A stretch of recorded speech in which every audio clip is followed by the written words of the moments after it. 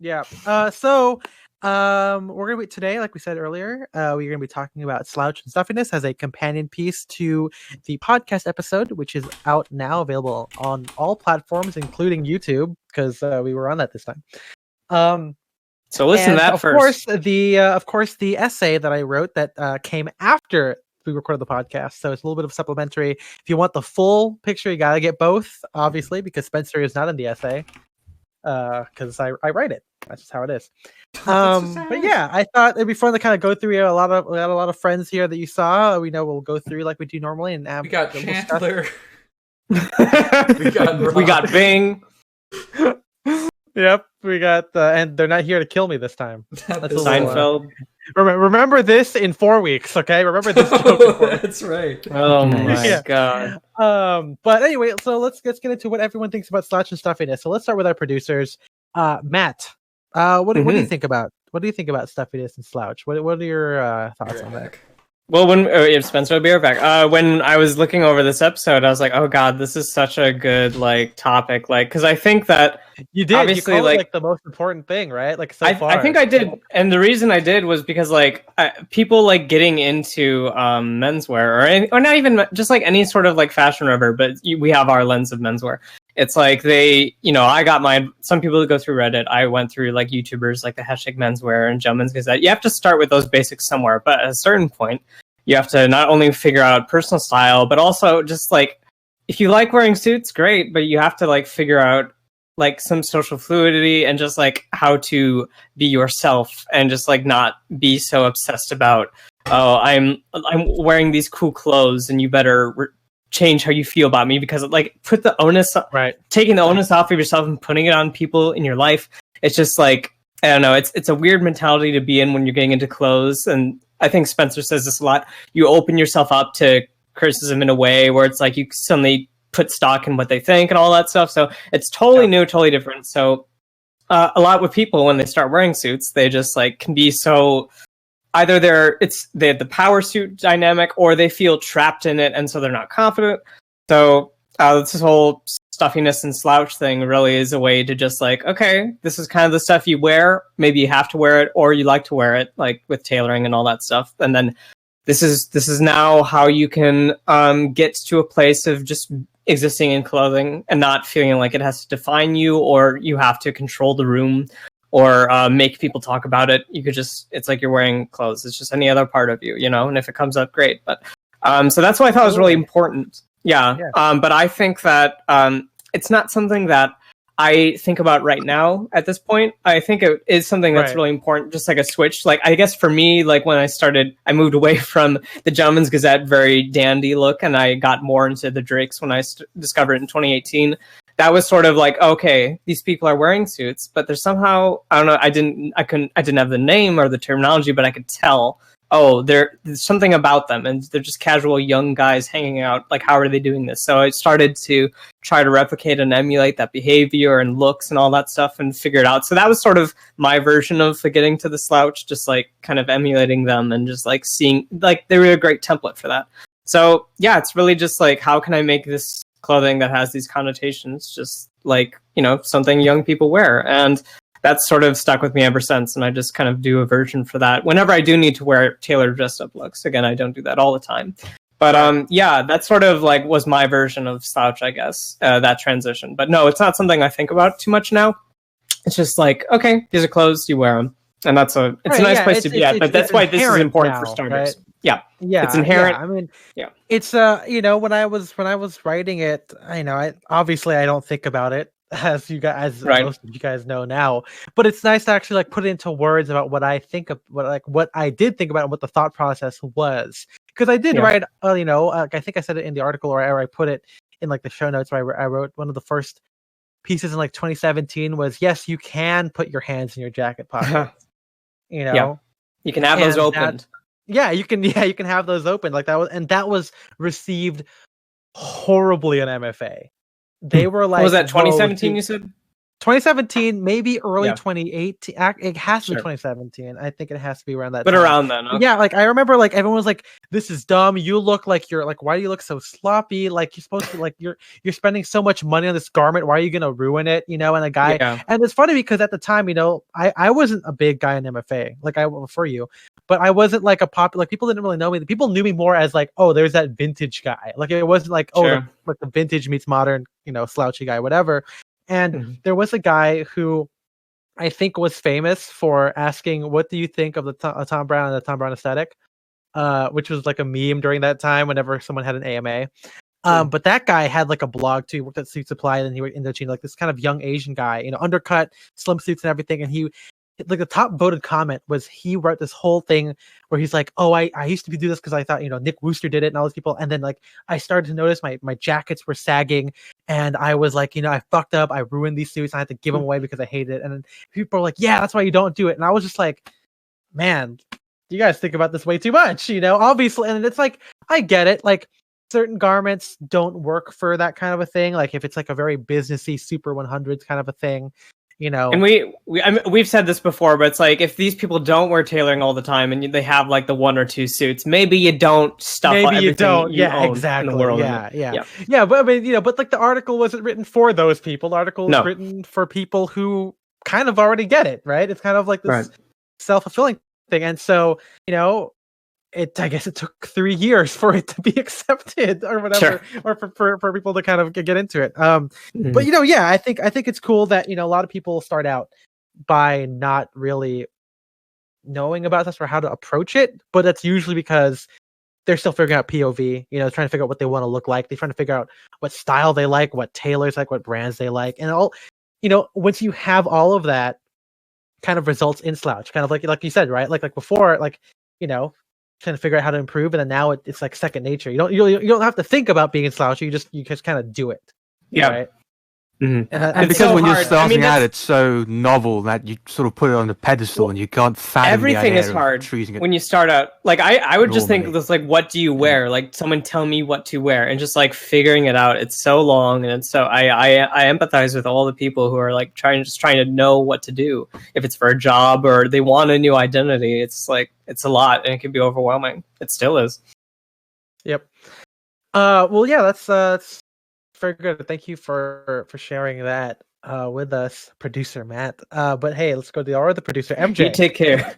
Sign off. Yeah, MJ, what do you think? What do you think about such stuff? Because you know you're in the unique point, where you've been my friend for 20 years, 25 years. So you kind of been there for the whole thing, from the very short good list and the bad. Yeah. But yeah, what do you think about Slouch and Stuffiness? I mean, it's pretty much a culmination of like a lot of things. I think all of us can kind of say that. Right. I know we don't really use this term sprezzatura as much anymore, or you know, as seriously, but it's pretty much that. Yeah. Or our version of it, right? Or sort of what it turned into, right? Because it's like you know, it's something we like. I guess you could say we embody it, or we try to embody it. In a way that's like we're hold on, give me 1 second.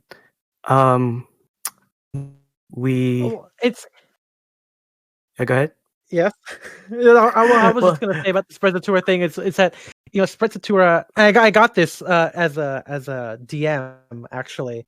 But a guy said, what's the difference between this and sprezzatura? And don't people like spend so much time like making sure that their tie is the perfect amount of sloppy? And I was like, I think that's kind of like a misnomer, or like a I think that doesn't really happen, because I think sprezzatura, right, was like originally the guy who would practice fencing like 1,000 hours just to look like when he did fight, it would look normal. And I think that's kind of interesting, but then that gives people the wrong reason, right? That justifies putting so much stuffiness into it that it becomes it appears slouchy, but the fact that you did that, and if someone found out, they would say, okay, well then you're not being slouchy because you're preventing it. And I can kind of see, some of the pity peacocks, when they're interviewed, they do say, oh yeah, I tied my tie like 20 times this morning just to get the right amount, like the back blade showing or whatever. Well, yeah, but I think like it's studied carelessness, right? Emphasis on that. It's just, I feel like it's a metaphor for the work you've put in. Like obviously we know a lot about this stuff, so now it's second nature. But I think it's referring to that sort of time you invested into learning about it, rather than oh, it took me forever this morning to make it look easy. Because I think I write about how all of it, the way I see it, right, is that for slouch to happen, obviously you need to be particular because menswear is particular. We talk about like that, there's still careful measurements, there is still POV, like you want to make sure you have the right shoulders for your thing and collar Devil's size in the whatever. details. Yeah, and then there's that aspect of like, okay, you do all that kind of stuff, but then when you put it on, you just wear it. Like it's not overly considered, like, okay, well, I got these sleeve lengths perfected, so I have to make sure it's always that length every time I move or whatever, or when I'm picking a fit pick or something, And I think that's like the big difference between like the mainstream Spencer tour, because then they, you look at like GQ or like articles back in like 2015 where they use that to justify like.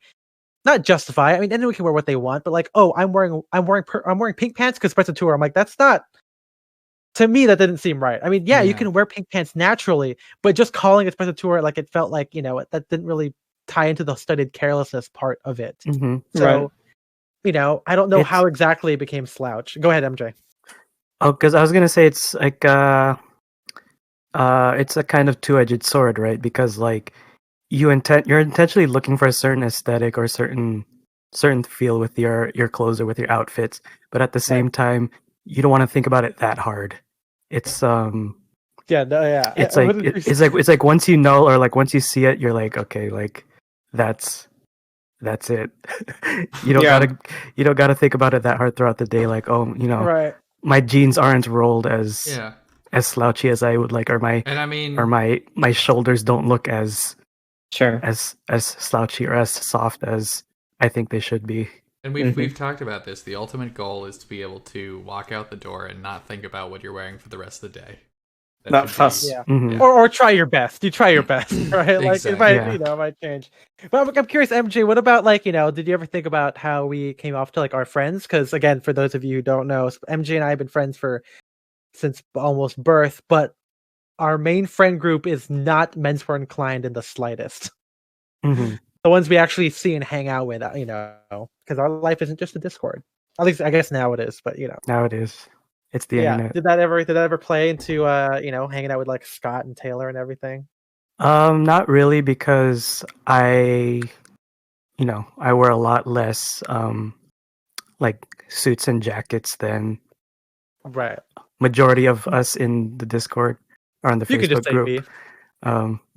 Compared to Ethan and Spencer,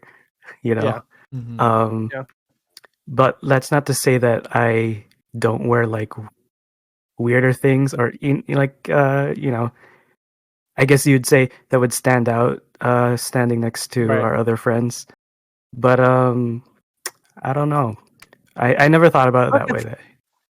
Yeah, I mean, I guess I never thought about it either, because I feel like, it's one of those things where we already know our friends, and if they're good friends, they won't care, right? Like, like, I mean, Spencer has probably the same thing too. Like, when I got to meet his friends, like they weren't like, Spencer, look, Mr. Tie Man's here. Like, no, everyone's just fucking hanging out, right? I was very surprised, when I first, like, Spencer and I have only been friends for like 8 years? Like, not as much as like MJ or whatever, but it's been a little while.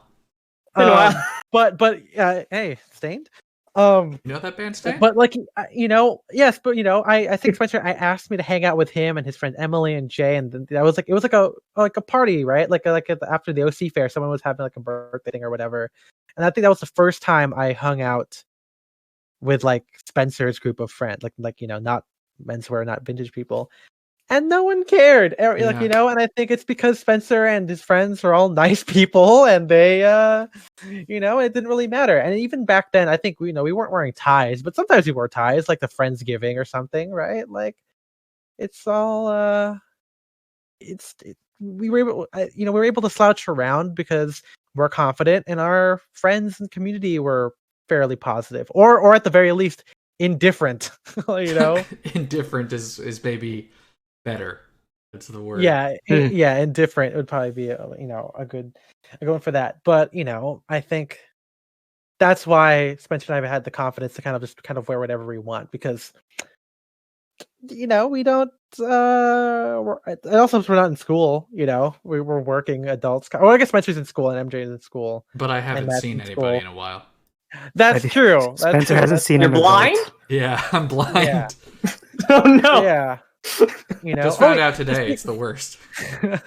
I admit I can't see the other people on the Twitch stream, but I want to imagine Spencer's wearing dark glasses right now. I am, Yeah. of course. I got a Obviously. cane to see where the camera is. Yeah, he's like the three blind mice from Shrek. Yeah, so I can look in the right Yeah. direction. Well, I think one thing that, Yes. for MJ talking about like wilder things, obviously it might be hard to think about, because I'm the guy wearing a Fair Isle sweater vest right now. Hey. Take a shot. But I remember like the first time we hung out at or one of the first times we hung out with like the Asian American group, right? And MJ wore OG 107s with a red turtleneck and like Japanese happy coat, like and like Doc Martens or something, or maybe he wore or Adidas or something. And by comparison, I was wearing a work shirt, jeans, and loafers. Like we're not overdressed, but we certainly are different than and MJ Right. I think has a louder outfit than I did, right? I think in comparison. And the thing is, you go there, and it wasn't even like, we know some people, but this was like our second time going. We met a lot of new people, and the comfort MJ has, I'm sure that the kind of ratty Japanese fabric helps, kind of ease it in, despite how bold it is. But we were able to fit in and play some fucking board games with these guys and make some new friends. Like, it's just all, It's all it gravy. didn't really. The clothes weren't socially Gucci, prohibiting. Yeah. Yeah, Right. it's not socially prohibiting. It also helped, like, if we showed up wearing a suit, maybe that'd be kind of weird. But then that also doesn't matter because. And then words came out of your mouth that indicated you weren't a prick. Yeah, exactly. I think the swear words came pouring out. I started saying, you have to swear. It's like, bitch. oh, this guy's not stuffy at all. This guy's, Spencer, Tim talked to his son during the we special. all know the least stuffy guy of all time was the Tourette's guy. Oh my god. Right. Oh man, bringing me back. It's not Mickey Mouse, it's Tit Dirt. Shout out to 2000 Tyler 1's to 2006. Tyler 1, dude. We should end the stream by watching the best of Tourette's guy. Yeah, we'll have to. I think we might get demonetized. Maybe. Well, one thing I'll I believe think, live. I think it's also because MJ and I crack jokes often, whenever we're around other people too. So like it makes us like inherently like not People stuffy. call you the crackers. Even if Definitely not. You can say that, Spencer. Don't say that. Spencer gets to say that. Yeah, I get to say that. That's my word. Yeah. Free speech absolutist, man, over there. But I think we all take certain steps to be approachable, and I think that's why people, sometimes when Spencer and I go to the flea market, some people be like, oh hey, like you're the guys from the podcast, you're the guys from the blog, and we're like, hey, what's up? Oh. And they, or whatever, or like on Reddit, right? Like I think one way I was able to kind of remove the stuffiness, and it seemed to be when I joined in 2015, was to like just take part in conversation, right? I think that's a really big part, and Hashtag join the conversation. and hashtag the Discord, but then being able to like help out, like someone goes, hey, what age is this Western shirt? It looks vintage, and I was jumping like, oh, that looks 60s. The tag says permanent press. That's pretty 60s, 70s. Polyester blend. And I go, thanks, and they know you as that guy, and you're a friendly dude. And also before we get into everyone else, I think it's also important how you stand. That's also not parade rest all the time. You mean like you should have a literal slouch. Yeah. You need to compress your spine. A lot of people did say, I'm glad this wasn't just about posture. My parents also, when they saw it on Facebook, they were like, did you just write about your posture? Like, no, mom, like read it. It's not just about like slouching. Like, it's just a term. It's part of it, but it's not all of it. It's part of it. Yeah. But yeah, if you guys want to hear more about us again, or at least about me and Spencer again, the podcast and the essay is available for you guys. What if we told people you had to have sloped shoulders in order to slouch, and you have to surgically get them changed? You have to be like Permanent Style or Dick Carroll or Jake Grantham for that massively sloped shoulder. Get out. If you don't, can't be slouched. I'm sorry. Well, no. Here's what you do. You get like shoulder extensions that kind of like. Oh my god! I'm sorry. Yeah, so you like add to it, but you add the slouch to it too. What you do is that church boy thing where you're just holding all of the chairs and you just like let it like hang from your hands until you're the muscles just start drooping off. You know that thing. That's what you do. Yeah. Okay, so let's get into this. Let's talk to Kiyoshi. I know Kiyoshi's been in the menswear industry for a while. He started blogging before I did. Just kind of curious, Kiyoshi, what are your thoughts on Slouch and Stuffiness are from your perspective? I'll admit I have never heard the term slouch. It's new. I'm telling you, it's new.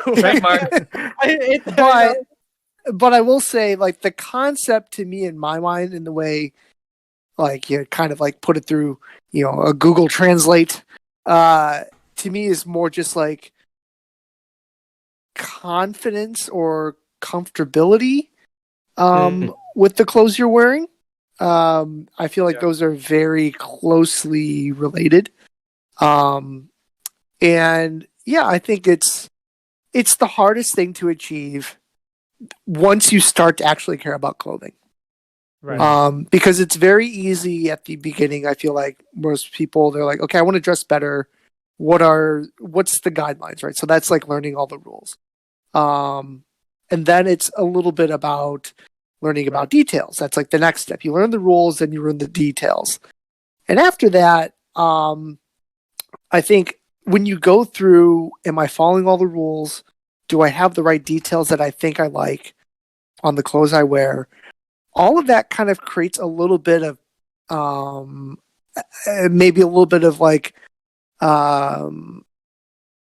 just looking at yourself and being like, do I kind of have the right things? Am I doing this the right way? Right. And that kind of constant mentality, because you're like, well, before I didn't know what I was doing and I was doing things wrong and I feel bad or like, I don't like to see photos of me like looking bad. Mm-hmm. And so now I want to be always right. They go too far. Whatever that is, right? Yeah. So you're so focused on not getting things wrong that you forget that you're actually supposed to enjoy this thing called cool clothing. Yes. yeah, exactly. You're so focused on just like not screwing up that you forget to have fun and like relax and just chill and enjoy the clothes that you have on. And I think that is where a lot of people get stuck. These are the people that when you post a fit online, they'll point out a rule you're breaking, right? Or they're the kind of people that the targeted ads for like if they see a targeted ad for like magnetic collar stays, like they're the ones that buy it. Like it's this kind of like self-consciousness of not being completely perfect. Like they're the ones that buy like a pocket square folder. So you have a perfect fold every time. Menswear like, evangelicals. Yes. and sock shirt. A lot of people kind of get stuck on that, rules, details, and then they get stuck on this have to be Mr. Perfect, aka I think you would define as stuffiness. And you can be too. Yeah, which is fine. You'll never be wrong. Right. But I don't also think you'll ever look comfortable or relaxed or frankly, you just won't ever look cool. Like at least to people like me. Hey, you said it. Like and you probably won't feel comfortable either. Yeah, because that perfection makes it uncomfortable. Yeah, because you always feel like, oh, is this pant just a little too tapered, or is this not tapered enough, or why is this like a quarter of a centimeter too long on this sleeve versus the other? Like you turn into like a neurotic mess. That is not what this should be about. And I kind of feel like stepping back and away from that, and preventing yourself from going down that like abyss is a lot healthier mentally, and you're going to feel better wearing your clothes, and you're going to look better just because you'll simply be at ease. Absolutely. So yeah, that's just kind of my general thoughts on it. Like, no, I'm gonna let you and Aldous argue, but no, we're not gonna get not just yet. No. No, I think, but I was gonna say, yeah, I feel like if we'll get to all this in a second, but there's still that environmental context too, right? Where there's a neuroticism of being technically correct to your clothing rules, like hem length and whatever, with your jackets askew, whatever, and then there's the the being neurotic toward what other people think, and I think that being able to cast out both, those are two different things, and I think not ignoring, but trying to lower or dilute how much stock you put into both kind of help. And a couple things that you said, I think that were pretty interesting. I think what Spencer in our Discord said that that it's more important to impress the people that you think are cool. Yes, and, yes. And so when you said I want to make sure this guy won't look cool to you, I think that's super important because once you start getting into any kind of hobby, it doesn't matter. It could be Star Wars, could be video games. Like, it doesn't matter what a normal person thinks of your game or thinks of your Star Wars collection or thinks of your of your thing and your style or your stance. What matters is okay, does Mark Cho think this is good? Would Mark Cho think this is good? Would would Scott think that what I'm doing in the Smash combo is that a good cool thing to catch him off guard and have a fun time and playing? I think that's what's more important than if you're being technically correct, right? And then on the flip side with the gaming thing, when I was learning to play Super Smash, Scott and MJ taught me a lot of the terminology that the Smash community uses, like when you're at advantage versus disadvantage based on where you are in the stage, where you're facing, the options that you have. And I started picking it up. And of course, I would make less mistakes, but I just wasn't having fun. And I was playing to kind of also defend myself. Yeah, sometimes I'd win out of defense, but I wouldn't win from my own confidence. And eventually, it's still hard because Scott is a really good player, and it gets really frustrating. But when MG and I play, we're trying really hard to beat each other, and it doesn't matter if we make mistakes because it's a fucking game, right? It's just fun. Everybody makes mistakes. That's something that everybody has those days. Yep, thank you. But yeah, it was something I had to learn to, that's relatively new to it's very different than clothing, but that idea that once you learn the ropes, once you learn how to do it, you get over, you do that, you want to be better than you were before, then you don't want to lose, but then now you're okay with however it goes, and that's what's really fun. It's good to not have a competitive mindset, I guess. I don't know if that really applies to clothing, but at least in terms of games or maybe collecting or whatever other hobbies, it's sometimes just to look back and just, it's just fun. It's a fun thing to do. It's a cool thing to do. Well, cool. Thank you, Kiyoshi. I think really quick. Yeah, the point of it's being so focused on the rules that you forget to have fun. That is, that's a great way of putting the kind of beginner's folly. Yeah, I mean, the way I look at it is don't be the crazy soccer mom on the sidelines. Yeah, be the kid out there kicking the ball. There you go. That's so we're all good. Gonna die, and do you really? No one's gonna remember you as the guy with the perfectly folded tri-fold fucking pocket square on your epitaph. Exactly. Right. So. Well, hey, Jason, you're here. Why don't we dive into you? Oh, I'm always here. Dive into Jason. Let's get into I was wondering if you could tell us a little bit about Slouch, Stuffiness, and maybe about how punk rock plays into a factor there. Yeah, so I'm obviously a fan of the Slouch due to my severe scoliosis. I'm glad. I mean, not glad. But I'm so glad. We're glad you have scoliosis. I'm so glad you have scoliosis. Yeah. I'm glad your spine's fucked up. Yeah, me too, man. Let me tell you, but nothing but uphill from there. Slouch. Yeah, and like Kiyoshi said, right? It's all it's about feeling cool, right? And about so I don't want to say acting cool because obviously it's not kind of a misnomer, but if you're gonna be that guy, these guys like like some of the YouTube guys where it's they're pushing the the sock garters to keep your socks up. It's there's so much of this the stuff that goes into these so-called best dressed men. and it's like it's all just so much bullshit in a way. Bullshot. And that's sort of, and like you were with the whole punk thing, right? All this stuff. Yeah. Is like it's so much bullshit, and it's like who cares? No one has ever, no one has ever come up to me and be like, "Hey, your sock is falling down. You should fix that." Like, no one cares. David says right here, "Don't sweat the small stuff. Own your shit." Yeah, and I mean, it's like, no one cares. I think it's funny because if you are like, as Kyoshi said, like the pocket square folder to get the perfect presidential fold every time. Yeah, like even if like say that you're like you're gonna die and no one's gonna care. Well, no, it's like no one is going to notice that.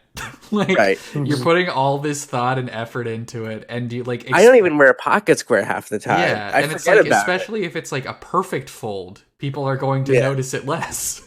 Something you said, Jason. You said, being like these these best dressed guys. I would even argue that being the best dressed isn't even the goal here, right? Like it's not. It's like that's just. I mean, if that is your goal, you probably wouldn't easily get into Slouch. I mean, there are plenty of really well dressed guys out there that can do it simultaneously, but. I'm not Jake Grantham, I'm not Ethan Newton, and I'm sure people would argue that those guys are not the best guys, because not just because of Slouch, but because of the other more idiosyncratic things that they do. But the best dressed guy, I say with air quotes, is always going to be, the guy with the undercut and the Zara suit. That's all. That guy is always going to be the best dressed. But it's true. That is like technically you are correct, right? Like that's what the mainstream world is going to accept. And so you might as well go off the deep end, right? Yeah, off the deep end. Right? Yeah. As Lady Gaga said. Yeah. And that's been my whole approach to so much of menswear, post working at Bloomingdale's, was that it doesn't matter. It doesn't matter if I have like tattoos and I want to wear a suit. It doesn't matter. Like, it's not like those two things don't go together. It doesn't matter if those tattoos are on my hands or whatnot. As Benjamin, the manager over at Drake's on Savile Row, the guy's covered in him. It's the coolest guy I've ever met. And I never met him. I've messaged him on met him online, like Instagram. And he has one of my hats, right? And it's like he's like the coolest guy I've ever seen. And he that's embodies the a lot of epitome of that punk stuff rock. too, right? Yeah. It's I'm never going to be considered the best dressed. I'm never going to be considered like the best looking person. Or this idea of best in menswear, it's so subjective. Like there literally can't be a competition. It's impossible. Yeah, I don't like exactly. Like clothing is art. Fashion is art. Sort of like sit there and judge it based off of yearbook credentials or how many magnetic collar stays you have is like like bullshit. That'd be a great superlative, by the way. Yeah, superlative. That's right. Accolades, right? That's right. I remember working at Thomas Paine, mother of pearl collar stays. I'm like, who fucking cares? Oh my god! David, they were $50 for two of them. For like a pair. What's David say? Excuse me. David says, "Why even want to be the best?" Yeah, exactly. I think I don't like putting the superlative. I want to be the very worst. Be the worst guy that no one ever was. I mean, it's like I don't. Even when we talk about Slouch, I wouldn't say that we want to be the slouchiest person in the room, because I don't think we would win that war or that argument. But it's just about being slouchy, right? Like it's intentionally vague so that way you can just it's about self-expression. Yeah, exactly. It's also like if you set the bar kind of low and kind of general, then you're always going to win, right? So it's like if I just want to be slouchy, you just make it easy on yourself. You just keep yourself low. It's true, right? As long as you feel the best, right? Yeah, as long as you feel good, you gotta find a way to make yourself feel good. And hey, sorry, can I say one quick thing? Go ahead. That reminded me of something where it's like this idea of starting out. It's hard to start out with Slouch because it's like they don't care about clothing. You have to know the rules or whatever. Because a guy who doesn't care, they're gonna feel good in their ratty jeans and t-shirts. So that's not applicable yet. Yeah. So that you can't jump to Slouch. So. I mean, well, it's like could you argue that people who do not who do not care about what they are wearing because they do not care about clothing at all. Are they also slouchy? Well, they would be the ultimate slouch. That'd be the textbook. Yeah, they'd probably be like the most slouch, which is not. So it is like it's a bell. I guess it's like a bell curve where on the like on the one end, if you don't care about clothes at all, you're slouchy. On the other end, if you've just mastered clothing, if you've beaten clothing, you're slouchy. And so if you want to inverse slouch and normal look like shit, distribution, feel free. Yeah, exactly. I think there's a difference between slouchy and sloppy.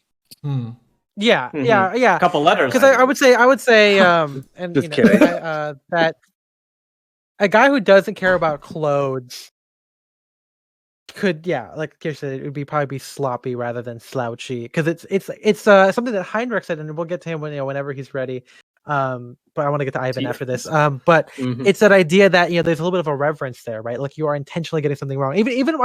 My friend Scott, when we were talking about this over Discord, he even got that without me explaining exactly what slouch is or even seeing the article. There's an inherent idea that it could be sloppy, but it's not, right? Like there's something right about it at the same time that makes it feeling. Yeah, right.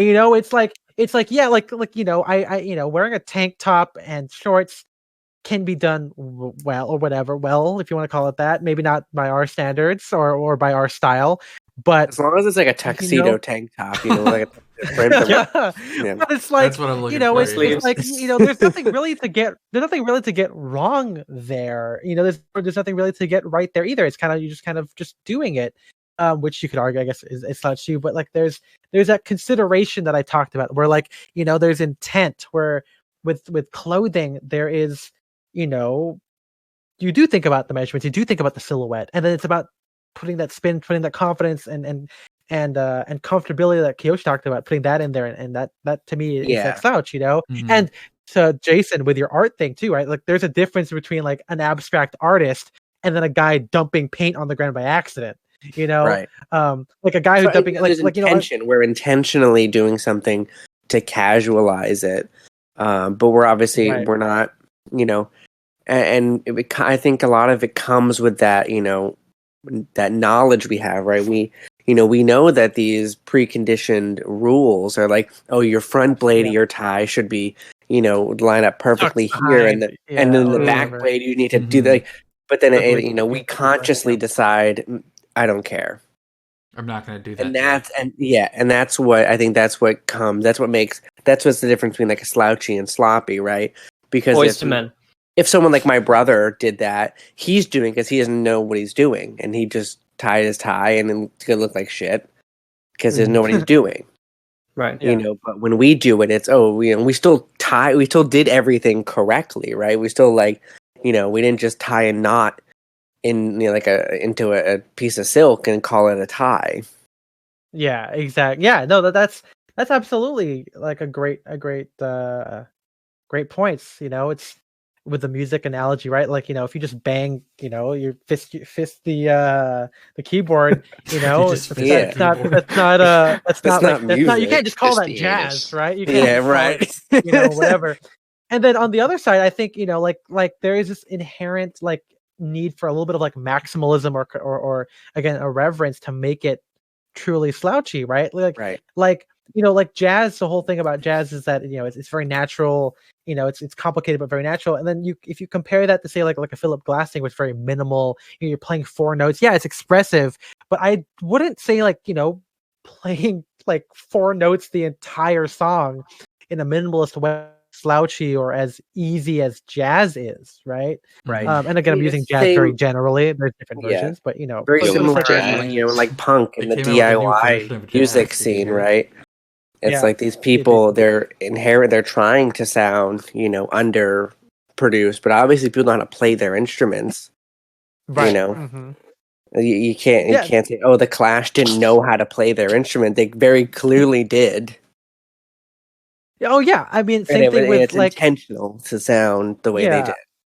Yeah, it's like music too, right? Where like there's a lot of so I'm still writing my essay on music, but it's like I analyzed a couple of pieces that sound like they're just weird, At the MJ and Spencer kind of know what I'm talking about. Very like all these kind of interjections, these kind of weird polychords and everything. And yeah, technically, they kind of float down the middle where like, yeah, that's a thing in music, but it doesn't sound right. It doesn't sound pretty or whatever. But like, that's kind of the point.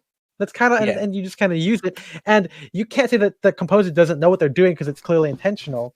But you can't also say that, like they're intentionally rejecting, what should be correct, and they're not striving to be the best song ever or the best composer, but it's about, what you chose to do. It's this little bit of, I would, if you want to call it, I feel like it's a little bit of arrogance. You could call it confidence about what you've created, about this art that you're wearing, that you're singing, that you're composing, and taking ownership of it and saying, well, this is what I want to do. Kind of take it or leave it. And hopefully the people that you care about, right? Like Yoshi said and Spencer, with like the cool people that you look after, hopefully they will glean something positive from it. And that's kind of, you're kind of in pursuit of whatever that validation is. But cool. But thank you, Jason. Very, very great stuff. I'm glad. You're welcome. Ivan. Yes. Let's talk about this, because I know you're coming from a vintage mindset, coming from the wearing a white tie, detachable collar stuff. Tell us about Slouch and Stuffiness for you. Yeah, so like Matt, I started my menswear journey like watching the menswear YouTubers, mainly Gentleman's Gazette, and obviously they preach like professionalism and manners when wearing classic menswear. And I was in high school at that time, so obviously me being a high school student with a 3-piece suit and being extremely professional, that was very much unslouchy. I think the idea of slouchy just dropped seeds into my head when I watched Jeeves and Wooster and seeing Hugh Laurie as Bertie Wooster just absolutely wear his 1930s suits. And then when lockdown hit, and especially after joining the Discord, the idea of slouch really solidified, and now I'm pretty much like, I wear my tailoring still like sort of formally, but in a casual attitude. Yeah, I mean, just seeing your outfit pics, like you've had like total, not to say transformation because it's still you, but you've leaned into that and still represent your style. And it's been great to see that process. Yeah, I mean, it's totally lived in. Great evidence for slouch being primarily about your attitude, rather than what you're wearing. Yeah.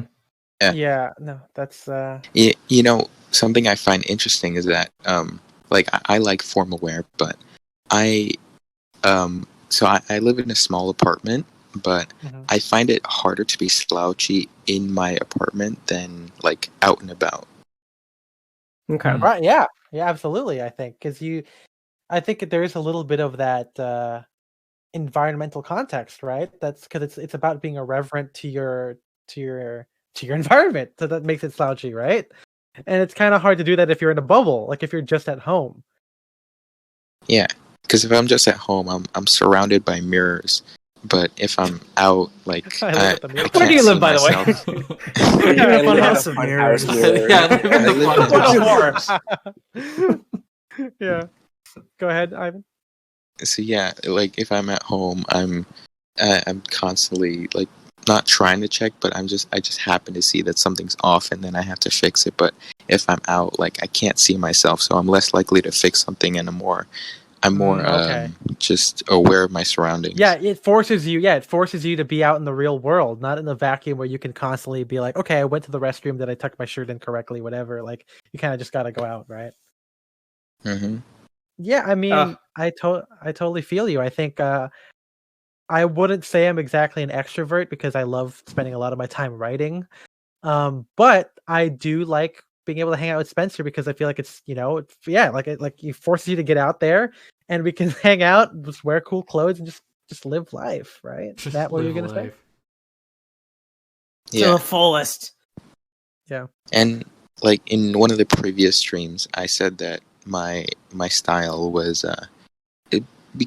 slowly but surely becoming more casual, and I think that's really helped with slouch, because maybe when I was in high school, if I were to hang out with friends, I would be wearing a suit or a tweed jacket and gray pants, But like pre-lockdown, I went to a birthday party in the summer, and I just wore a Hawaiian shirt and shorts and espadrilles, and I looked really slouchy because I didn't have to worry about adjusting my tie every few seconds. That's great. I'm glad. I think because I remember I think we talked before, DMs or something like that, like a long time ago or something. But it's like I'm very cool. It's very cool to see your style expand and because for those of you who don't know, vintage people who are into vintage tend to be pretty stuffy.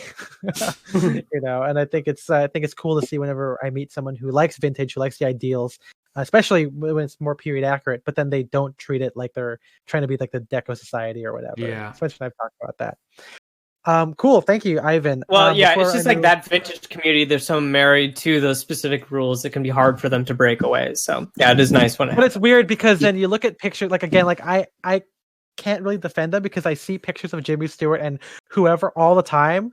And I'm like, you don't look like that. You don't take a picture like that, right? Yeah. Like it's just kind of weird dissonance. Or I mean, a lot of the like for example, like most vintage people would hate the denim with sport coat looks. But as I posted in the Discord, I was watching a movie from literally a century ago, 1921, and a dude was doing it, and it's like, see, people just wore whatever they wanted all the time. It was clothes. Yeah, the only difference is that now we have the internet to see other people do it. Maybe back then, if you didn't live around like the workwear, maybe you just didn't see it. Because guys wore their work shirts with sport coats to like church and shit because that's what they had. Like that's just look at now. If we see something, we say something. If we see something, we say something. But on the other hand, if there wasn't internet back then to see things and compare yourselves to other people, wouldn't you think that would give people more freedom to, wear jeans with a sport coat because there's no one else telling them they're wrong, or there's no correct opinion being disseminated widely through the masses? It's just, these are the clothes I have. These are the clothes that are clean. I'm wearing them because they're clean. Yeah, I mean, but it's one of those things where, if you're around it, you might be able to get that. But say like a guy in Los Angeles who doesn't live around, back in the 20s where it's like new and Hollywood and everything, they might not have thought about that. I love Los Angeles. I think my justification for vintage people looking stuffy is maybe not so much the rules, but like the clothes themselves. Like obviously, people in the 1930s, they could easily replace their clothes because it was what was being sold, and if I were to like rip a hole in one of my vintage suits, I can't replace that easily. So I think that's why they're a lot more stuffy than that's also it's also a sign that these people kind of treat it like streetwear where they're going to resell it. They want resale value. They're not buying it to keep forever. That's why for me, it's always very hard for me to sell my vintage stuff because I'm like, when I bought it, I'm like, I'm not giving this away. Like, I'm going to keep it forever until I absolutely have to give it up, So anyway, cool. Thanks, Ivan. Before we move on, I'm curious if Heinrich is ready. I'll let him message me if he is, but I want to talk about what David said here. One thing I don't like is unbuttoning one button of the sport coat cuff. It's very overdone, looks lame. That's kind of like the issue with a lot of like the mainstream ways. Like I think that, I don't think that it looks particularly like lame or overdone, but you'll never know if someone's doing it because it's like it does have more movement in your wrist area, or because they're doing it because the Sprezzatura gods told them to do it, right? Just like how like the collar buttons being undone. That was a little bit harder. And there's a lot of those things I don't do, right? Like Spencer and I've talked about this before where I don't like to have my collar buttons undone. Because one of the reasons why I wear OCBDs is for the collar roll, and if you don't let it roll, then what's the point? But that's just me. Listen, sometimes I just forget to button it down. And sometimes no one owns beer points, right? Like you'll never know, right? You'll never know if someone is doing it on purpose or if they're doing it just because they literally forgot. And that's why, like over time, with Pity Peacocks, I don't really look down on them as much now because I think when you first get into it, like, oh, I want to be like that. I don't want to be like the super bold guy. But then now, it's like sometimes like that could be their interpretation of it. They just if all of your pants are like white and pink, wearing them with like a and like those are your pant choices, and then you have a lot of like brown tweed jackets, naturally pairing them together like that kind of works, right? It only becomes weird if you assume that they have a correct outfit and then they're doing something else that makes it obviously kind of intentionally irreverent, but with so much thought behind it. Like, that's just our projection on it, right? Like, and who are we to say? I mean, yeah, we can say it, but and I'm sure they're going to keep just don't spray it. Yeah, and in reality, no one cares if you unbutton your cuff. Yeah, I think it's one of those things like we talk about in the Discord too about like Wes Anderson being indie, and a lot of people love it, but a lot of people hate it because it's so overdone. But it's like it depends what circles you're around, right? Like who you're talking to. If you're talking to a lot of film guys, Criterion guys who watch fucking French cinema, of course it's gonna feel like a ripoff. Cinema. But then if your movies are like Marvel movies and you like the Big Bang Theory, this is gonna be like, whoa, this is so crazy, this is so different, so quirky and interesting. I love The Office. And yeah, it looks too try hard. Again, I kind of agree when I see like the whole thing undone because it's very intentional, but it's like I did it, but it's also because like I got used to also like the room you get from it. Like, it doesn't it doesn't constrict your wrist as much. I also think it's like totally understandable if you are into menswear and you get your first suit with functioning cuff buttons with certain cuffs. That's true. You just gotta, like, well, also true. I can do this now, so you gotta. Yeah. I feel like that's how I feel. I did that. I know when I got my first suit with. Indochino, dude. I did that too. Yeah, me too. When I found that Suit Supply and they had it.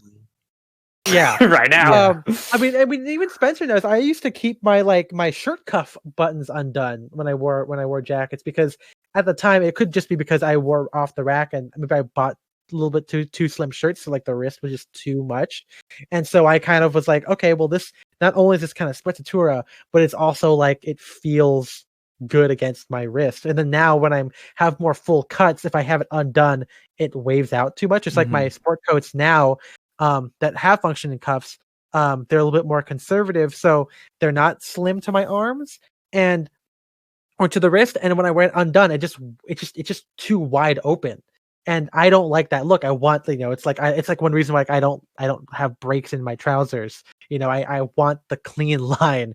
And so, I can still be a little bit, if you want to call it that, I can be a little bit stuffy about that one detail. But then, of course, the slouchiness applies overall, right? And I absolutely think that you can be super stuffy in how you approach the outfit. Where obviously Spencer and I have worn black tie. Maybe the slouchy thing would be to wear an Oxford shirt with a tuxedo, which we wouldn't do, right? But like, our shirts have neck sizes. We have to put studs in it. We have to put cufflinks. But afterward, like we said earlier, after you put it on, it's just whatever. We get to go to IHOP afterward and have some fun. Yeah. I don't know that standards in your own POV is stuffy, I think it's just your own standards, and your own. Yeah, I mean, it's kind of like these things, all these different words, it's all semantics. These things are intentionally vague, to serve our own means, right? Like that's just kind of how it is.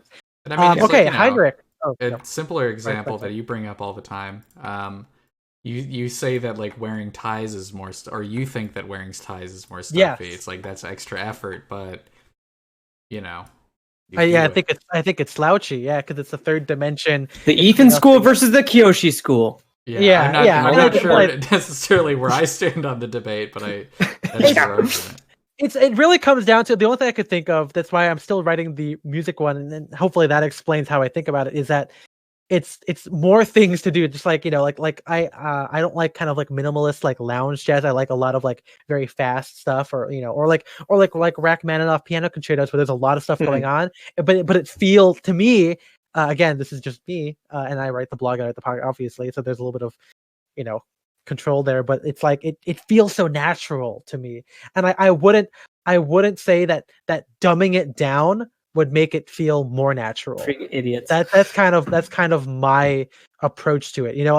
I think of, when you on YouTube, I'll put this in live, but like Hans Zimmer did the like a little bit of like a medley from Inception when the film came out, and obviously people love it because it's cool. But seeing him play the cue time live, where it's he's playing two notes at a time, and he's so passionate playing these two notes, and I'm just like, it looks so silly to me. It's like it doesn't feel like, if I saw a guy just kind of go playing, like when you see John Williams play Sabrina on the piano in 1990, where Seiji Ozawa is conducting, and John Williams is just, his hands are just gliding over the notes. That to me is so natural and slouchy, or whatever you want to call it. And I apply that same process to like wearing a tie, because it's just another thing you add in. I think that when you remove it, I've worn like, I've worn spear points unbuttoned before if I'm after work, with Spencer, or I wear a camp collar shirt. I don't think that it's inherently more slouchy, but I like the challenge to myself of, when I'm wearing a tie, I like to try and wear it in a slouchy way.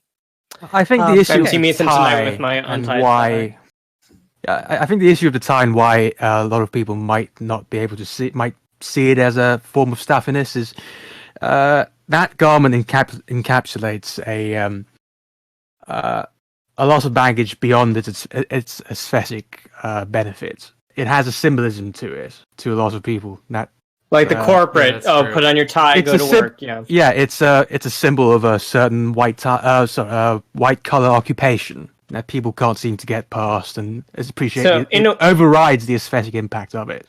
In a way, you could see it as reclaiming that tie by taking it back and wearing it loose and unbuttoned, and just kind of, tie.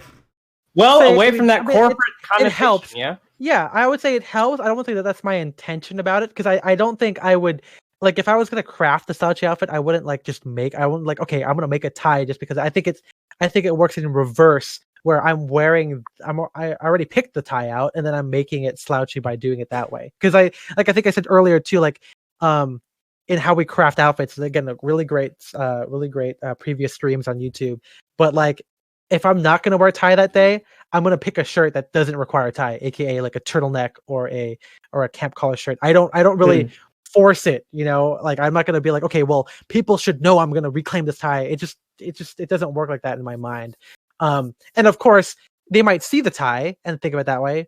And again, on paper, a lot of this doesn't sound slouchy, right? Like, we can talk like if you didn't see what Jason looked like, and you said, oh, he wears suits and wears it in a punk rock way, a lot of people would not get that. I think I said also before, when I was talking to an indie girl very early. Get it? It's not a phase. Yeah. Yeah, but I think I said like really early. I had a Tinder match, like this is like almost 4 years ago, where I was talking to a girl about like my style, and I said, this is before I met Jason, but like I was like, oh, it's kind of similar to like punk rock, in the way it's like rebelling a little bit, and a lot of guys that I know in menswear are into metal, and she could not fathom it, right?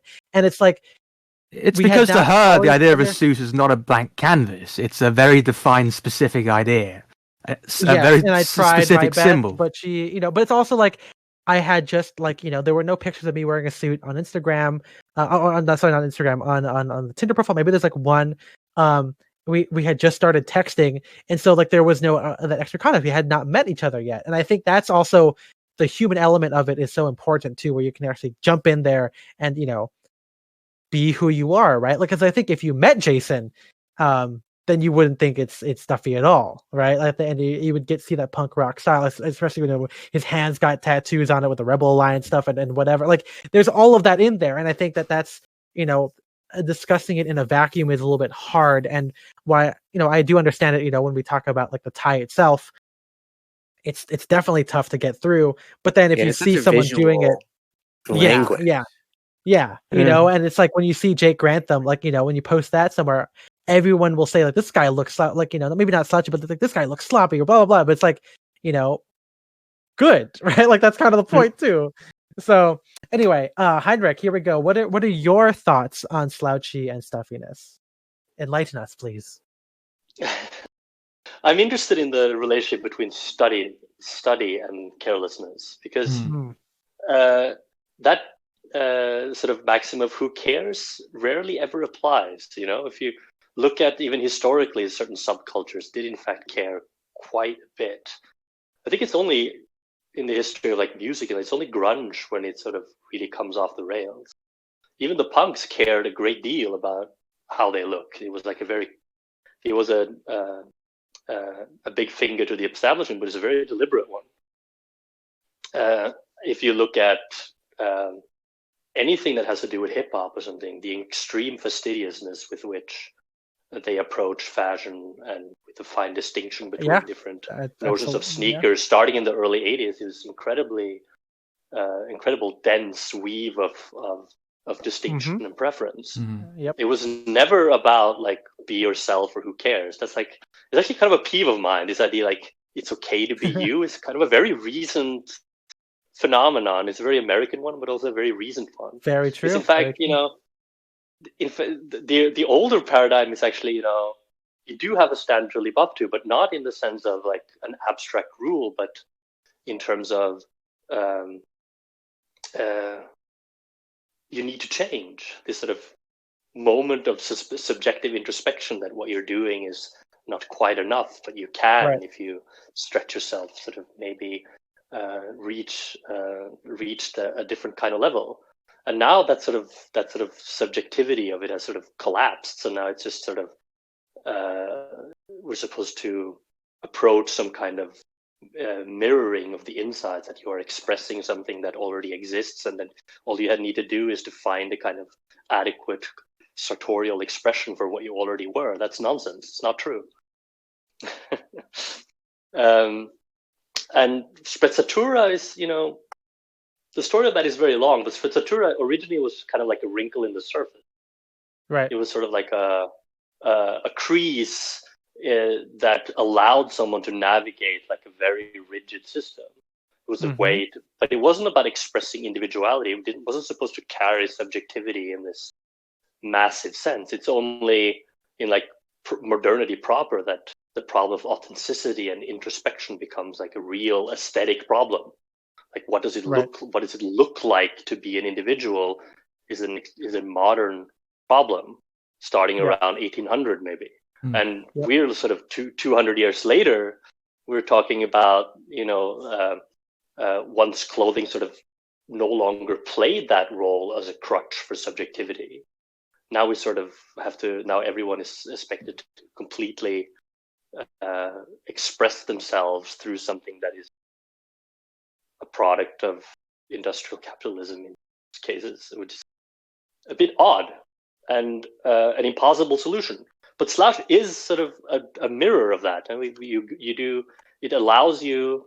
It's like a communicative tool that allows you to navigate that paradox in a very nice way that allows you to sort of to hoover up all the distinctions that you would like, but also, but to think of it as authenticity, I don't know. It's coolness has always been work, even for the cool. Yeah, like absolutely.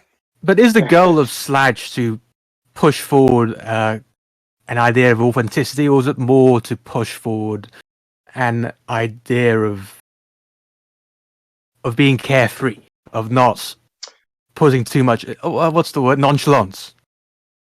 Slouch is what happens when the rules of the system does not allow you to reconcile what you want to communicate with the medium. So when they're in conflict, so to speak. So like the rules of menswear, say it. Yeah. So when they collide,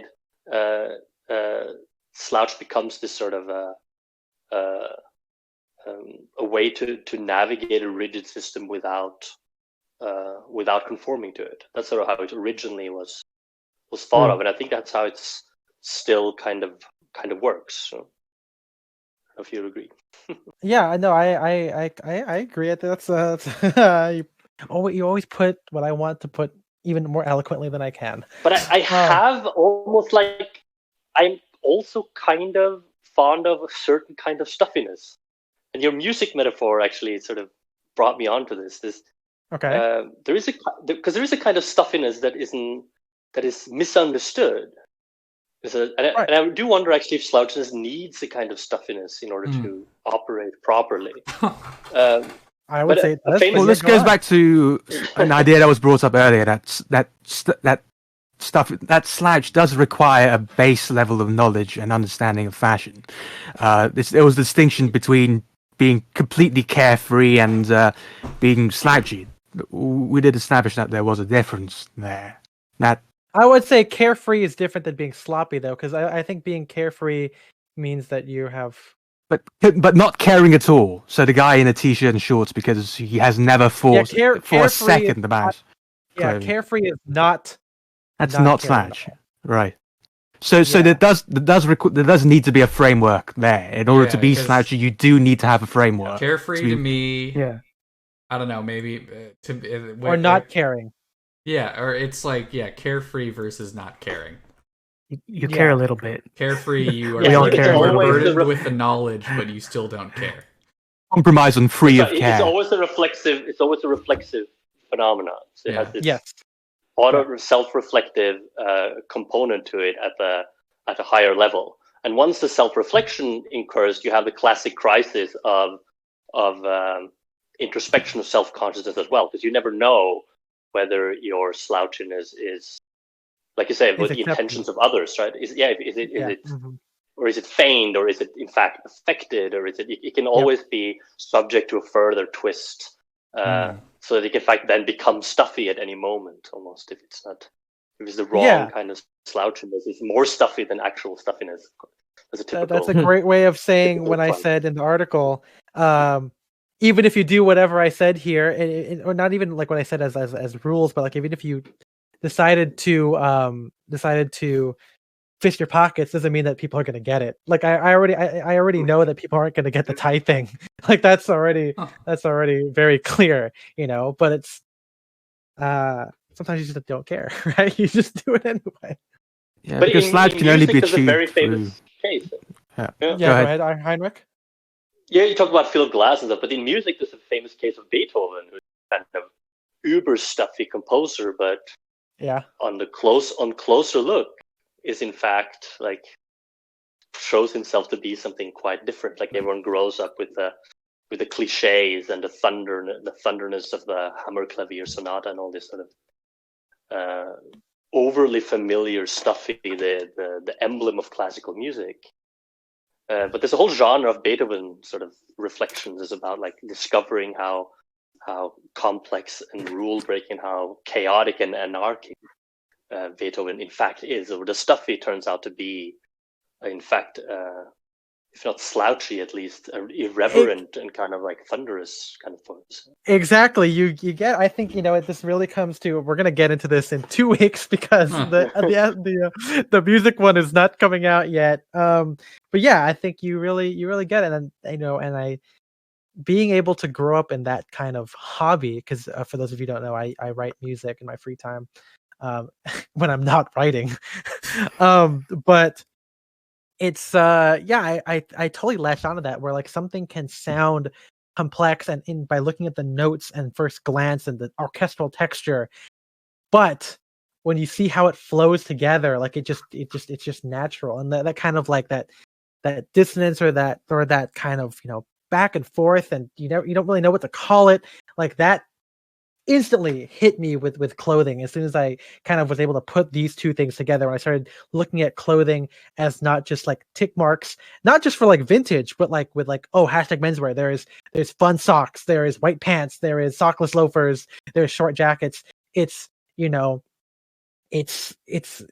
just instantly like kind of worked, and being able to put what I thought into music and how I compose and what I like from composers into music, or into clothing, I should say, it was like boom, like this is it, right? Boom, indeed. Boom goes to dynamite. Yeah, there you go. Thank you, Heinrich. Beat you to the punch. Okay, there we go. Okay, Aldous, how about we talk about your contrarian thing, and you can talk about a little bit about contextual harm and environmental harmony. We got last 20 minutes here. Go for it. Well, I think the thing to stress first that it's not entirely contrarian, because I see Slouch as a combination of two factors. One being attitude, which has been discussed quite well here by everyone who's gone before me, and I agree with most of the tenets, I think. But I also see as important an element of environmental awareness, environmental suitability, of not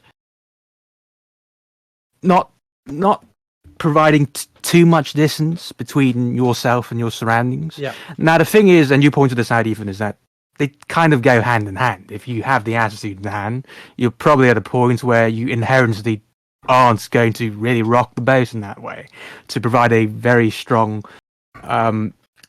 dissonance, visual dissonance between yourself and your surroundings. But in talking about the framework and structuring what the components are, I think an awareness of one's surroundings is necessary to be properly slouchy. Because going back to anecdotes that Ivan shared with us of being, the person in the suits, going to various high school functions, I think in a situation where the dissonance isn't that great, you have a guy in grey flannels or a grey flannel suit surrounded by people in high school wear, Aeropostale hoodies and that sort of thing. Mm-hmm. The dissonance at that point becomes Strong. irreconcilable, I think. Right. Okay. No matter how slouchy, because Ivan's quite young. I don't think might have been 1 or 2 years ago that he was actually in that situation. I don't think his fit has changed that much, such that 2 years ago his fit was trash and now it's, the Ivan we all know and love. I think it was fairly similar. Yeah, I love you too. Yeah, but yeah, thanks for that. Okay, yeah. But I think as slouchy as Ivan was in those outfits, the distance in those situations was so great that it gets to a point where it's irredeemable, irreconcilable in terms of being not stiff. Of slouch, though. Yeah, in terms of being not stiff, which is being slouchy. Okay.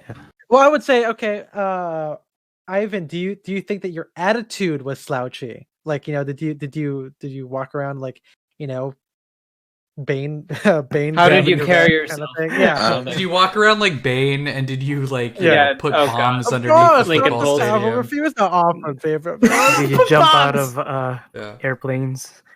You do a lot of jumping out of airplanes. You drink blood. Tell us, Ivan.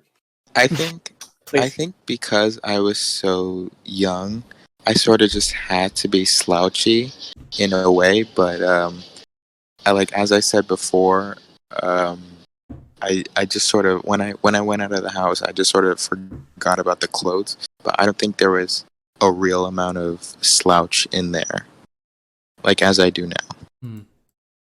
Right. Yeah. Because I think I have to hand it to you honestly. Like, the contextual stuff is something to consider. I think we all have different varying points of how much we consider it.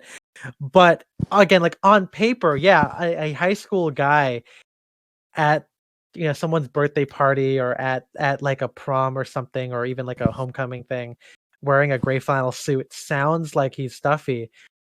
But as JTR, someone in our Discord has said, the inherent like silliness of that idea means that the guy's probably not that stuffy to begin with, because it's like, a really stuffy guy would be intentionally like not wearing the suit too, right? And it's also like this idea that again, we don't know it because we weren't there, but like on paper you have either one of two things: either that guy is the most stuffy person there, or the guy is like the coolest, most comfortable dude because he just doesn't fucking care. But then that means he's hovering on the line between being the most stuffy guy in the room or crossing the line twice into becoming silly. To an outside observer, but to the people in the room who are able to talk, like we don't know until we talk to that guy, because again, like, you might fail the initial, like if you walk into the room wearing the gray flannel suit and and of course the whole classroom doesn't really look at you in college or whatever, but say some people do look at you and they'll be like, man, that guy's probably stuffy,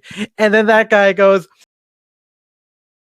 what's up? What's up, hot dog? Just the what's up. And it's like, absolutely. Absolutely. Like, it's so, and I think that's but the issue of introducing your own characters to this idea, to this discussion, is that once you introduce character, everything goes out the window. Like nothing clothing really matters at the end of the day. I think all this. I think that's the point. That's kind of like the but if we're focusing on this small hindrance, perhaps that can come from not dressing appropriately, then we've got to stay there. We can't consider. I should say that when I was in high school, I went to a uniform school. So when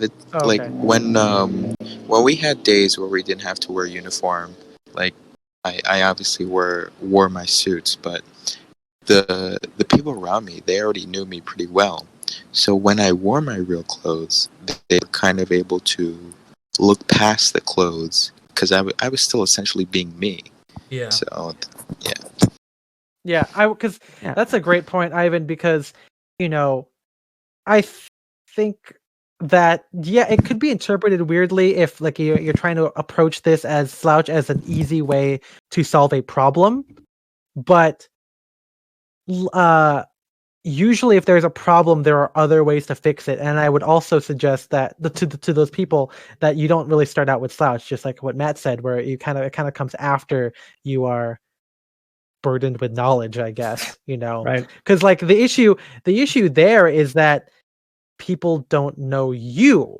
It's not just if your clothes are slouchy or stuffy. It's that and if you can introduce your character into it, that's kind of important, because if you're not introducing your character, then you are letting yourself be perceived by everyone in the room, and that is something that we know. Maybe Heinrich would. I for just one big game of D&D. But by introducing the character, it isn't that your impression for your clothes doesn't matter. It's just that your characters is a factor that's strong to completely overpower any negative effects that your clothes may be putting out. But it's easier said than done, right? But again, I would say that that's exactly the point, because you don't want to be the guy whose clothes speak for him. Like that's kind of a big thing too. Like we talked. Well, that's the issue with the guy in the power suit, right? He thinks the clothing will make up for his shitty personality. Right? That's exactly it. Yeah, and that's a falsehood. That's a completely false notion to believe. That's what I'm saying. Right? It seems like in bringing in character, we're talking about a topic of just overall sociability. How do you be a socially welcoming person? But your clothing can make it a hindrance. That seems to be beyond. That seems to be taking it a bit far, because. Well, like I said, in the interest of pursuing sociability, clothing's like 10 for 11 for 12 on the list of things you could do that would affect. And all this, you kind of answered your own question, because when you walk out the door, the clothes don't mean anything anymore. Yeah, but I'm not. But the issue is not whether I feel comfortable outside or I feel inadequate in presenting myself as a social creature. It's about the effect that the greatest topic should end with what effects clothing has, and what effect clothing has. It can be stuffy, it can be slouchy, and all those wonderful terms. Punk. Well, see, I think again the issue that we see, that I always have here, is that the work is not done. Like the blog doesn't end with Slouch. There are still other things coming out that we can talk to, and I'm pretty sure, like we talk about, especially today, we talk about menswear, communities, and having friends. So it's not it does continue. This is the Slouch part is so far down compared to everything else.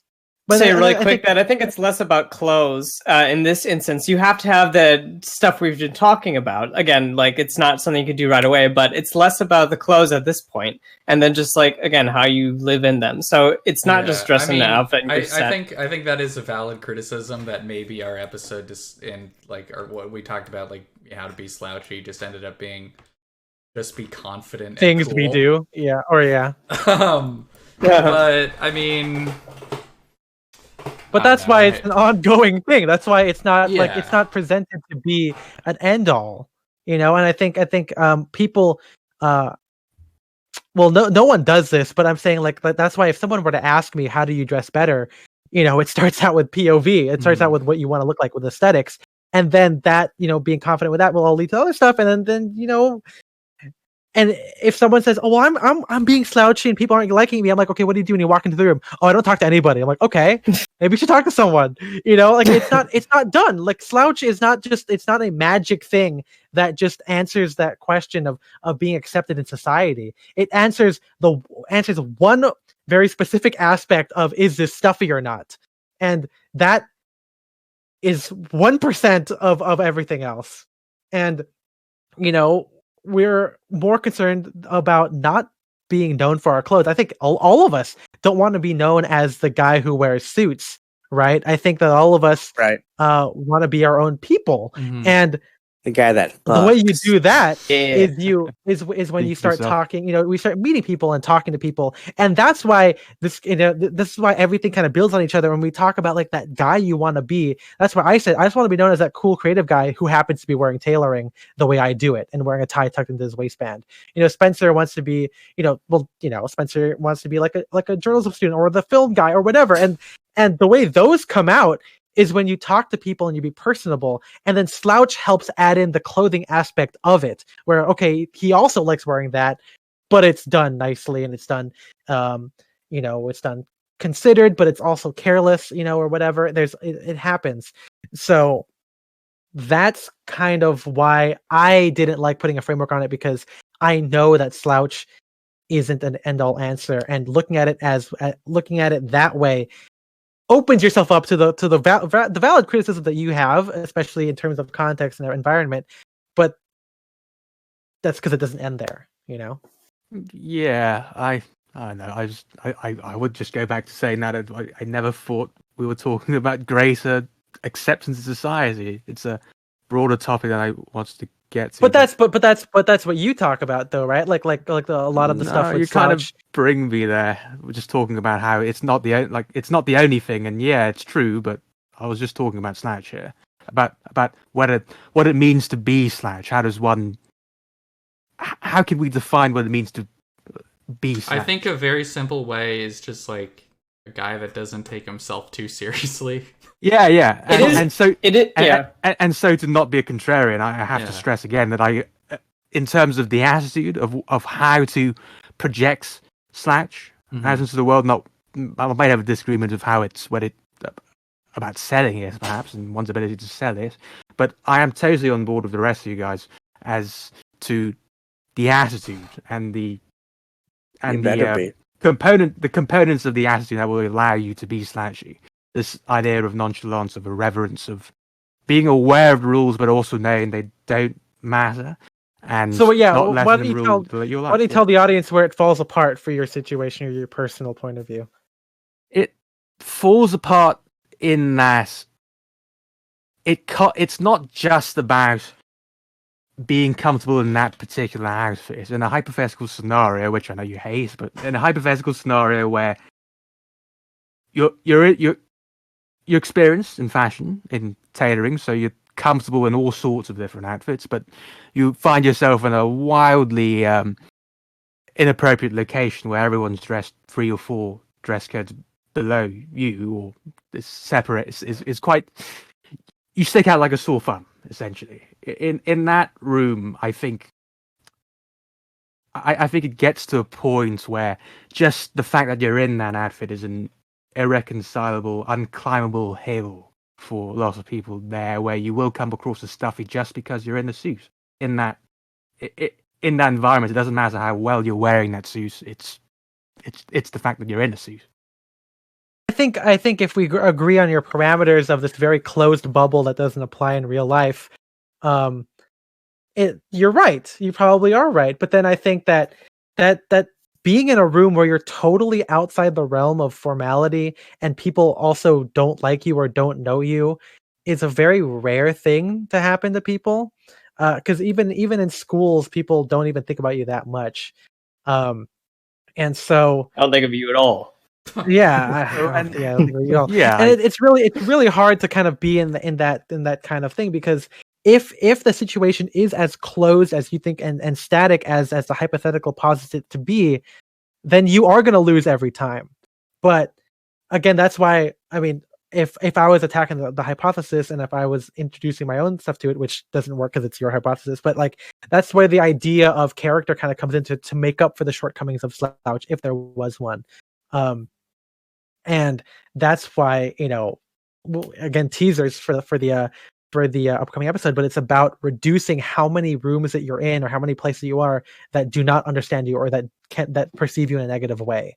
And that only happens the older you get. That only happens the more experience you get out in the real world, when you start working, when you start making more friends, meeting up with people. That only happens then. So until you kind of get there, it's hard to quote win in these scenarios. Yeah. But and to be clear, I don't think the consequences of losing are high. I know by focusing on this and the idea of it's the idea of successful, losing, right? People don't like to lose. Yeah, right. I mean, I get it. Like, it's just a negative, like the opposite of succeeding, I guess. Yeah, but to be clear, I don't think being stiff or being perceived as stiff has monumental consequences on your ability to function in a room. You're not going to be left off the team because you're stiff. But I think because we're talking about it in just like you said, in terms of simply winning or losing this clothing based scenario of Slouch, then people get kind of, it doesn't really work. But that's why if you can think that if it doesn't, if you won't get left off the team, then you have to admit that that's where character comes in. Because then I admit character comes in. I just thought it's a bit beyond the scope of just talking. Well, yeah, and that's why I think, again, this just comes down to you and I. You wanted to dive into this more of a framework on specifically Slouch, which the more we talk about, the more I agree. In a closed scenario where character cannot save you, you're not so different. You and I. Yeah, saying "What's up, hot dog?" Won't save you in the situation. I think you will lose that. But that's why to me, one big thing about Slouch is that I am the guy doing finger guns, hands in my pockets or whatever. I instantly do that. That's why Ethan and MJ, we always have jokes, because we want people to feel at ease, right? It's if you want to call it, it's IRL, it's personality Slouch, I guess, whatever you want to talk about it that way. If you want to start personality Slouch, if you want to start codifying that kind of stuff. But yeah, I think that if there are steps you can take to be slouchy in your clothing, and denial. It's not just forever in Egypt. Yeah, that's right. But obviously, like I said plenty of times in the podcast and in the essay, or at least once, where Spencer and I both agree, like, even if you do it, people probably are not going to get it. Like, that's just kind of what it is. But that's why the following episodes are all about the rest of that. Expanding on the scope. Yeah, buy the book. But I guess you have to wait a month. You have to wait a month for that one for the friends and menswear communities, because again, I think that's why people do understand the dissonance that they have with their situations. Whether online or in person. That's why people seek out menswear communities, right? Or they seek out, like Spencer and I mentioned in that pod, getting like a menswear job, right? Like working at like a local J Crew or something that, like, yeah, they might not be in the same level, but they still like clothes, and there's an implication that they like clothes more than the regular person because they chose to work at Uniqlo. There's still that choice. Otherwise, they would just work literally anywhere else, right? And it's about, that again, like that mastery over creating these concepts, creating these rooms where the validation is higher than the critiques that you potentially will get. And that's something that Spencer and I have worked on. And of course, it's not over. We're always meeting new people. We're always going to new places. You're starting a new job. Maybe they won't get it. Maybe that means that you can't wear a suit your first day. And then maybe if someone that says, "Hey, what are you into?" You say, "Oh, I like menswear." And they ask you, "What does that mean?" And then you explain it and you tell them, but it's like, I like wearing. And you lose your new friend. Yeah, and you lose them. Menswear. Disgusting. Yeah. All right. But it's that idea where, obviously there are ways to insert your character. And I think, looking back, I think that Slouch, to kind of to speak to Heinrich's idea about authenticity, is about like you said, injecting that self into the clothing where, previously it was unheard of. That's such a huge thing about it. And I think that's why, all this and I are at odds a little bit, because I think that it's inherently tied to character, and then saying your character out loud, IRL Slouch. I hate that word.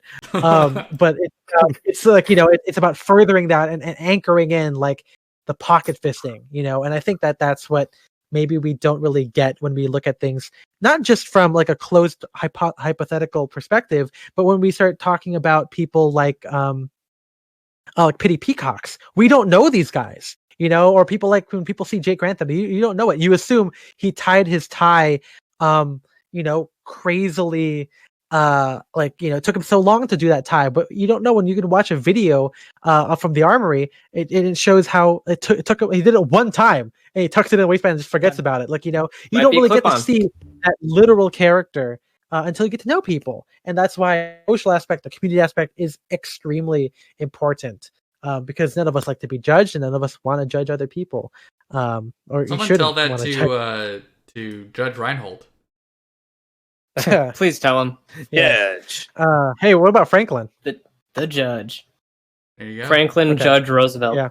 My name is Judge. My name is Judge. Mike Judge. Judge, my name. And that's a little thing we call Slouch. Yeah, so it's like we call slouch. David says here some people are naturally not slouchy. That's also true. Something that we talk about in Discord is that sometimes it's good to be stuffy because, like we said, there's a lot of intent and stuffiness and consideration that comes into this. Sometimes you want to look proper. Sometimes you want to stand at parade list. You know, there are certain times when you run into people who you want to be, stuffy. And not too. You don't want your doctor to be too irreverent. I think would be. Who's that YouTube doctor? Where the guy fires. Who's that YouTube doctor? Oh, Dr. Mike. Dr. Mike. Yeah. I made a comment on Dr. Mike. That Dr. Mike dresses like a YouTuber, like the menswear YouTuber. And I was like, I want the doctor dressing nice. I want him tucked and polished because he's messing with my innards. The episode of Curb where Larry recommends a lawyer to someone, and then the guy goes in and it's Casual Friday, and he's wearing that's right. an all denim outfit.